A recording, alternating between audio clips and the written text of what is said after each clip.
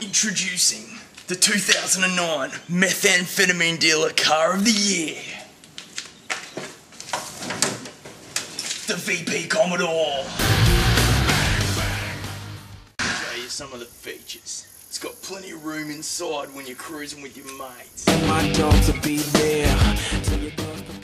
Got an open center welded mechanical LSD for those tight 3-point turns.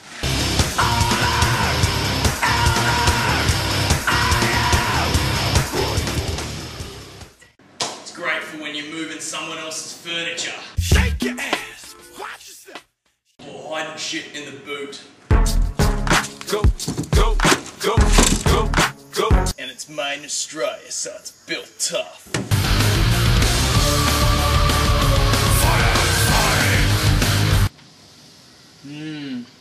And remember, you don't have to be an alcoholic ex-con crack amphetamine dealing junkie to want to drive like one.